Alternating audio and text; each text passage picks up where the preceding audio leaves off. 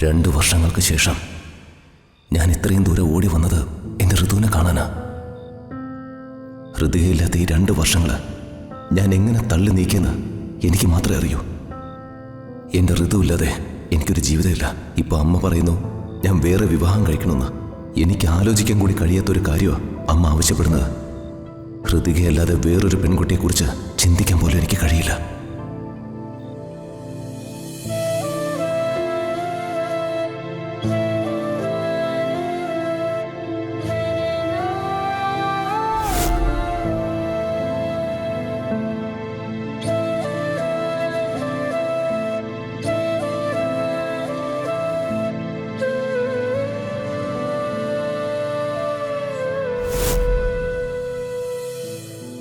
രാജുവിനെ കാണുമ്പോൾ രാജു ഇപ്പോഴും എന്നെ സ്നേഹിക്കുന്നുണ്ടെന്ന് തോന്നുന്നു.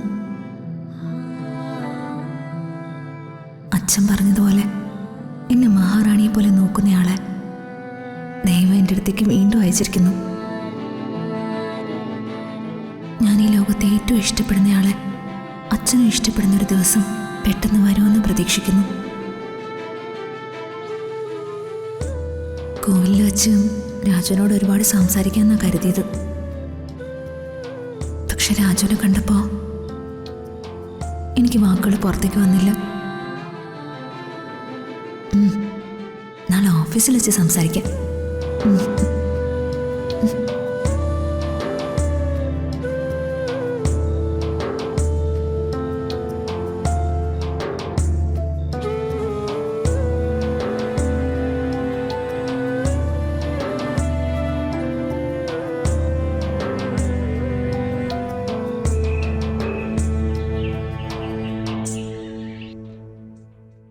പൂക്കളത്തിൽ വാടിയ പൂവനിയിൽ ഇത്തിരി പാൽ ചുരത്താൻ വാ വാ. ഈ അച്ഛൻ എന്താ ഈ കാണിക്കുന്നേ? നിനക്ക് കണ്ടൂടെ, ഞാൻ സോഫ തുടക്കല്ലേ, നാളെ തിരുവോണല്ലേടി. ഇതൊക്കെ ചെയ്യാൻ ഇവിടെ സെർവൻസ് ഉണ്ടല്ലോ. ഇവിടെ ഞാനൊരു സെർവന്റിനെയും കണ്ടില്ല. ഓണമായിട്ട് എല്ലാവർക്കും ലീവ് കൊടുത്തോ?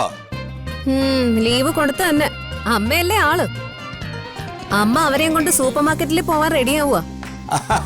അപ്പൊ ഇന്ന് നിന്റെ അമ്മ സൂപ്പർ മാർക്കറ്റ് മുഴുവൻ വാങ്ങിക്കൊണ്ട് വരുമല്ലോ. കളിയാക്കണ്ട വേണുവേട്ടാ. എന്റെ മോൻ വിദേശത്ത് നിന്ന് വന്നിട്ടുള്ള ആദ്യത്തെ ഓണമല്ലേ, ഞാനത് ഗംഭീരമായിട്ട് ആഘോഷിക്കും.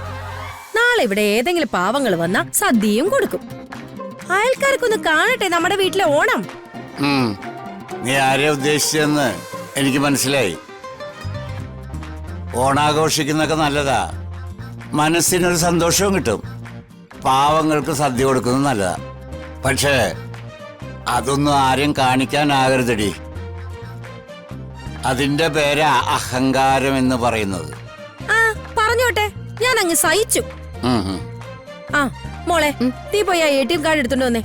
അത് ഫോണിൽ നിന്ന് ചെയ്താ മതി. അതിലൊന്നും കുത്ത എനിക്ക് അറിയില്ലടി. നീ പോയി എടുത്തിട്ട് വാ.